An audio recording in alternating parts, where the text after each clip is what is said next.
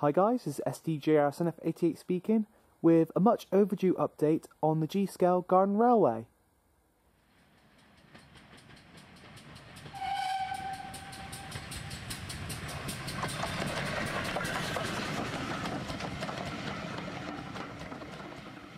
So as you've probably seen on my channel, there's been not a lot of activity regarding the Garden Railway over the past year or so. This is mainly because I was so busy last year, back with, of course, doing all the shows with Amiens 1918, my World War I 009 scale trench railway, and of course the Great Model Railway Challenge. And with work tending to pick up, especially when the sun is out, I didn't really have much time when the weather was right to actually get outside and do any work on the layout, or in fact any work at all. The last running session I did on the railway, I posted back about a year ago, sort of a couple of months ago now, so probably about March I believe, and that was when we had the Beast from the East, and I managed to get outside and run some live steam in the snow. This is the first time I've ever ran the railway in the snow, so I thought it was worth an opportunity to try and get outside and make the most of the white stuff, as they say. But since then there's not been any running or any progress on the layout at all. So hopefully this year that will hopefully change. But before we can actually run the railway, there's got to be a lot of work done to get it working in operational condition again. As you can imagine, being not used for well over a year now, a few things have grown up and a few things have shifted and moved, which we'll hopefully cover in this update.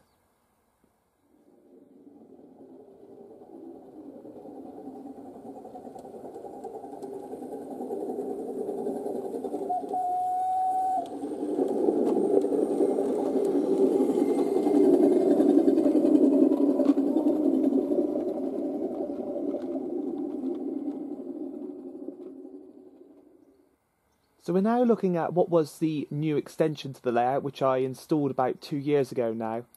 And as you can see, the nature has really sort of taken back over again. I mentioned in previous updates about these rather nice looking plants here. These are, I believe they're grape hyacinths from what I remember. I've mentioned these in a previous update. Now they deceivingly look like bluebells, but they're quite invasive, and I know that a couple of you guys pointed out to me back last year that these were actually grape hyacinths and they're actually quite an invasive plant. And what they actually do is their bulbs are burrowed well into the soil beneath the track, and they gradually work their way up, and they're quite strong, so they actually will lift and work their way around the track. So as you can see, some of them have come back, not as bad as what I thought it would be.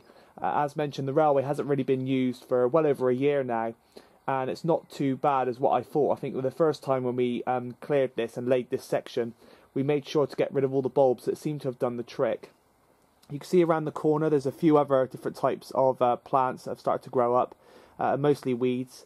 Again, these will be dealt with and they'll just be pulled up and cleared, and I'll go through the soil and sieve it all out, and of course top up the ballast in places. So I'll go through, sieve it all out, give it a good clean, and hopefully that should hold back the weeds for another year.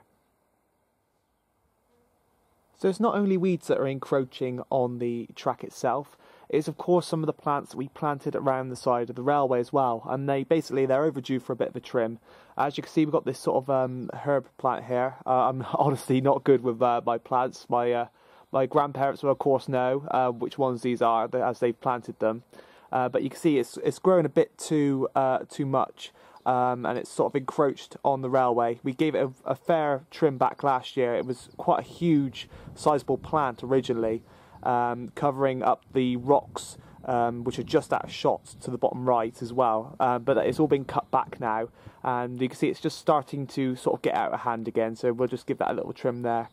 There's also some more plants on the section of the track heading down onto the bridge, which have sort of encroached in as well.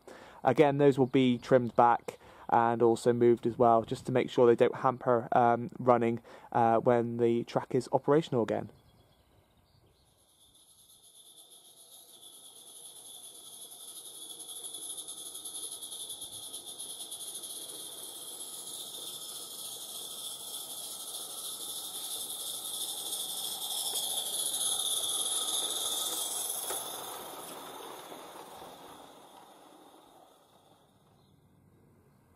So another issue that needs addressing is renewing the ballast.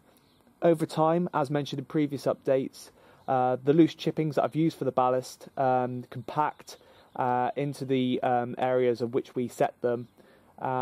This is mainly thanks to the heavy rain and probably quite as well the heavy snow, but also of course the work we've been doing in the garden around this area as well have compacted down, and they've sort of left the track over time a bit high and dry, and you can see there's a substantial gap beneath the sleepers and the actual level that the ballast is currently at.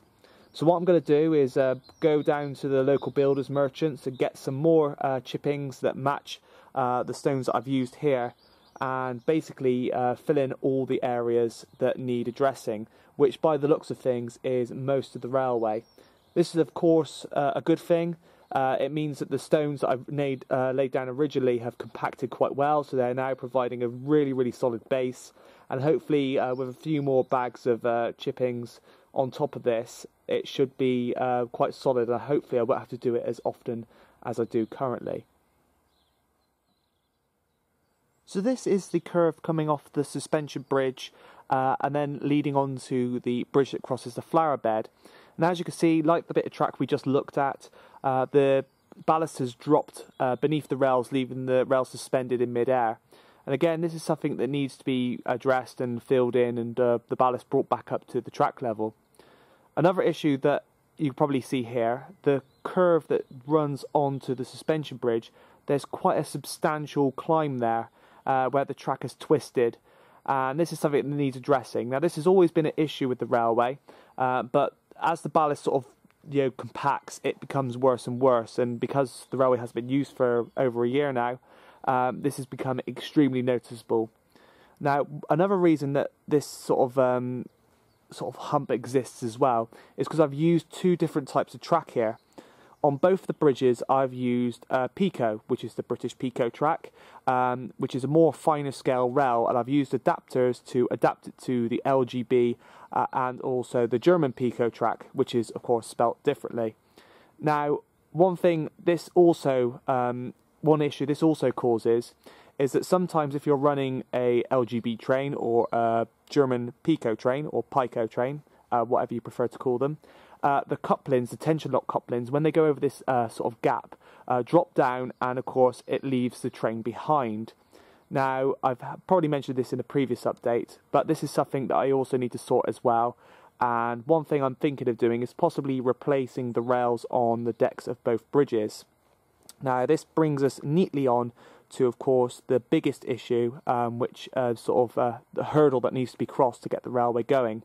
So without further ado, let's take a look.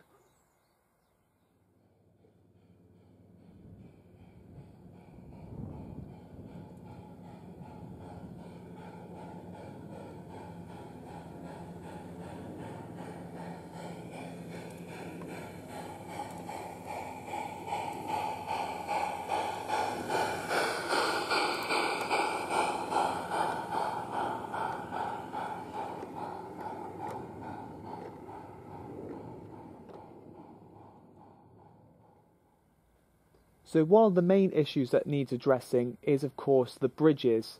Now, there are two main bridges on the layout. To the left here, or at the bottom of your screen, is the bridge that bridges the flower bed. And then, of course, one of the most iconic features on the railway is, of course, the suspension bridge that crosses the pond. Now, both of these bridges are in dire need of some maintenance and a bit of TLC, especially the suspension bridge, which we'll take a closer look at now. So one of the main issues with the bridges is, of course, the decks. Now, the decks are the key bit of the bridge that actually hold it all together, and of course the track is actually based on. Now, this is really deteriorated on the suspension bridge as seen here. Now, one of the reasons being is, of course, the initial material we used. Both bridges are made from old scaffold planks which we had lying around. Now, scaffold planks are great material. They're very cheap if you have to get them in, and at the same time they're very strong. The only issue is they don't really withstand the weather extremely well. From what I understand, scaffold planks are not really conditioned when they're made, so they're never really designed to last, and this has definitely been noted with both the bridges here. Now, the suspension bridge has fared a lot worse than the bridge that crosses the flower bed, and what has actually happened is there's a giant split right down the middle following the grain of the wood of the deck. Now, this is probably down to where the screws have been screwed in to hold the rails, but also as well, sort of it being across the pond and it being painted black, it also gets the heat from the sun, so the wood expands, it then contracts in the cold weather, and with the rain getting in, and also as well termites and other bits and pieces, or other insects that sort of like to burrow into the wood have also taken a little bite out of it, and it's also not helped with the condition of the wood. And I can see from this angle here that I'm standing, it's also sort of bowed as well. So the potential is we're going to have to remove the bridge and give it a double check over, check the underside of the bridge. It might be salvageable by using filler and other bits and pieces. It seems to be holding together well with the supports for the towers. They seem to be holding it all together at the moment. From what I can see, the crack, although it is quite severe, hasn't gone all the way through, so possibly the deck will be salvageable, but we'll have to see until once we get it off. Another issue which I've got to sort on this bridge is the metal supports, the little struts that add the railings on either side of the bridges. Now, this is the same on both bridges, but as we'll take a closer look at the bridge that crosses the flower bed, you'll see another issue that has arisen using this material. So the material we use for the struts and the railings is this like sort of plastic coated metal rods, and these are very, very easy to cut. They had a nice green finish to them, and they were very, very easy to drill and sort of tap things into to turn them into these railings.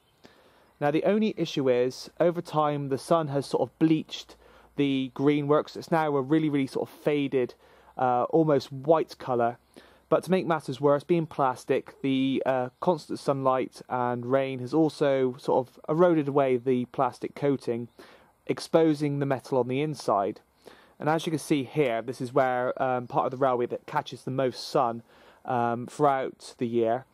And you can see it's sort of blistered and split open, and the rust has sort of spilled out, and basically the bars are in not very good condition. So what we're going to try and do is possibly I'm going to have to try and find a way to possibly coat these again, or maybe something a bit more drastic possibly is to replace the handrails altogether.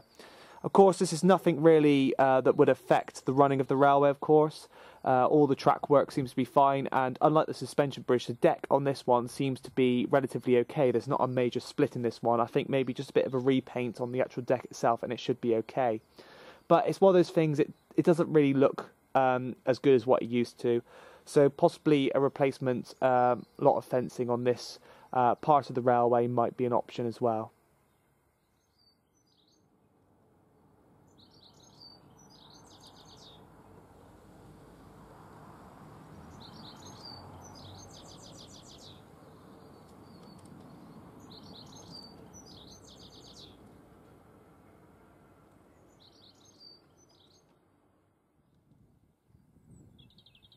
So I guess that's all for this update. I hope you enjoyed, and I hope you understand some of the things that need to be overcome before the railway can be operational again, and the reason for the absence of videos of the railway over the past sort of year on the channel.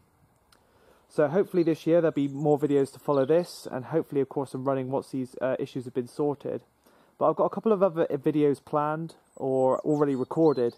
In fact, there was a video I recorded about 2 years ago now, or well, just over a year ago, of an unboxing of one of the Pico starter sets featuring the diesel locomotive, sound locomotive, that is featured in one running session on the railway. And I've basically finally got round together to editing this video, and I'm quite pleased with how it turns out. It's not a narrated review or unboxing, but it gives a good overall description of what's available in each set, and of course how to get started in the world of G-Scale Garden Railway. So I hope that video will be of interest as well. So yeah, I hope to get these issues sorted at some point when I get a bit of free time, and hopefully we'll have the railway operating at some point in the not too distant future. So I guess that's all that's left for me to say is this has been SDJR Senef88 speaking, and thanks for watching.